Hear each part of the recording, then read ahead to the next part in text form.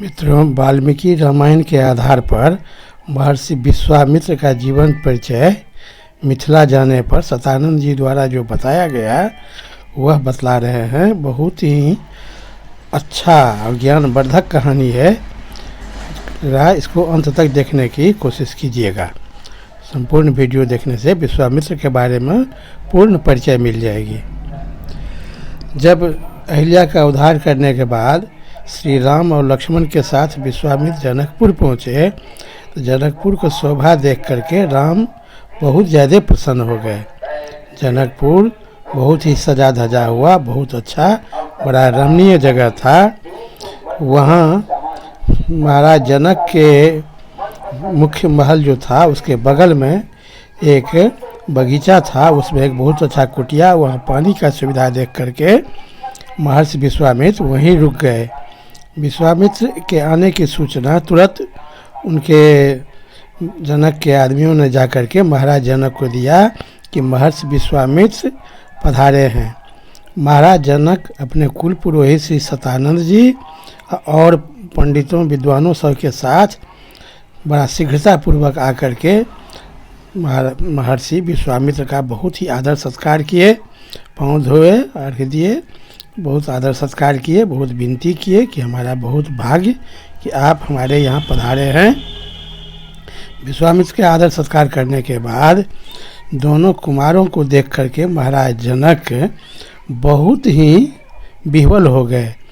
भगवान श्री राम और लक्ष्मण का सुंदरता देख करके महाराज जनक खुद एक बहुत बड़े ऋषि भी थे, वो राम को देख करके बड़ा भाव विभोर हो गए और महर्षि विश्वामित्र से पूछे कि महर्षि इन दोनों का परिचय हमको बतलाइए, बहुत ज़्यादा मन में जिज्ञासा हो रही है, लगता है कि ये कोई देवलोक से देवता उतर आए हैं।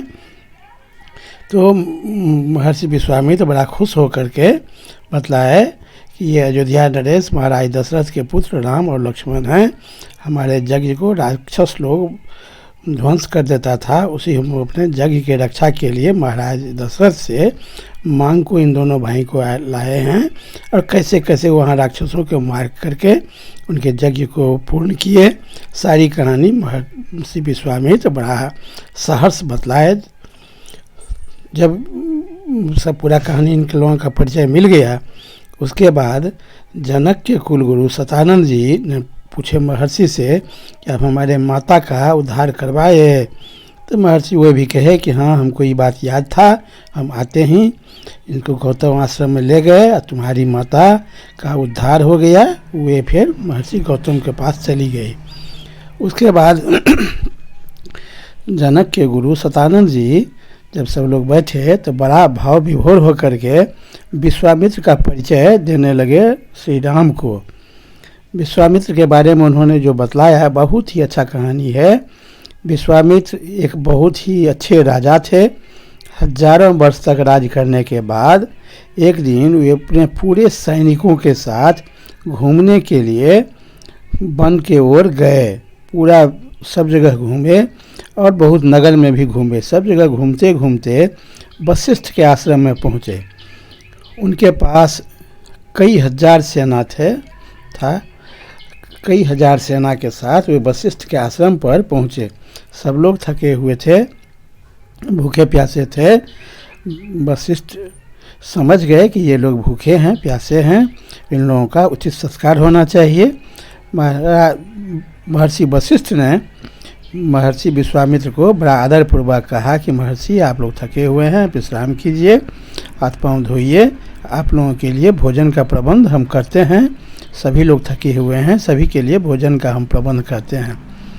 तो विश्वामित्र ने बतलाया, जो कि उस समय में बहुत बड़े राजा थे, कि हमारे पास तो लाखों सैनिक है, आप इतना लोगों के लिए भोजन का व्यवस्था कहाँ से कीजिएगा।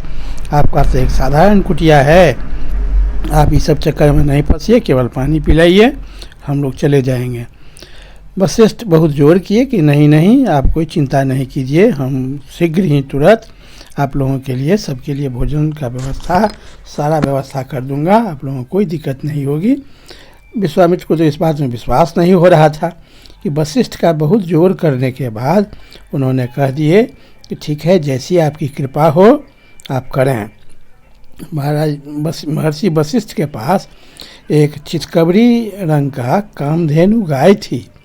तो कामधेनु गाय के पास जाकर उन्होंने विनती किए कि हे कामधेनु, हमारे द्वार पर ऐसे ऐसे अतिथि लोग आए हैं, उनके पास बहुत सारा सेना है, महाराज विश्वामित्र आए हैं, उनके पास लाखों की संख्या में सेना है, बहुत आदमी है, सबके लिए जो जिस योग्य है उस ढंग का सबके लिए भोजन चांदी के थाल में परोस करके उपलब्ध कराओ।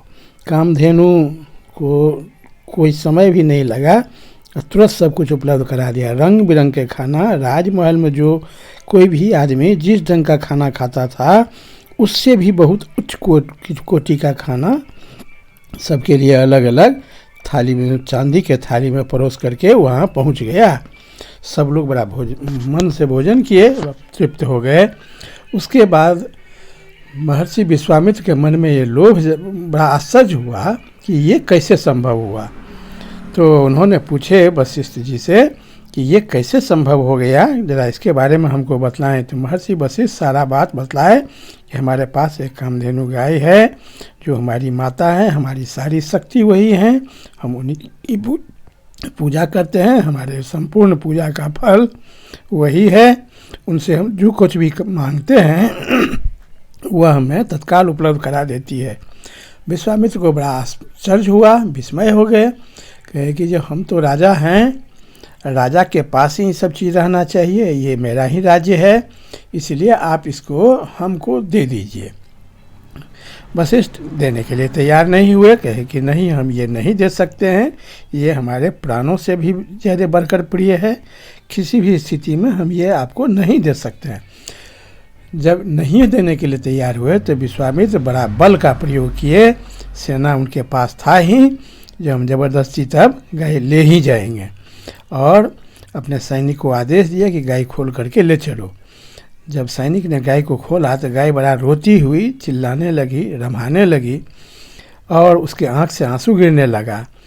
उस सैनिक से एक बार अपने को छुड़ा करके दौड़ करके वशिष्ठ के पास आए, और गाय ने पूछी कि महाराज ब्रह्मर्षि, आप हमको कहाँ भेज रहे हैं, हम तो कहीं नहीं जाना चाहते हैं, आपके यहाँ हमको बड़ा आनंद मिलता है, आप हमको किसको दे दिए हैं, किसी को दे दिए हैं।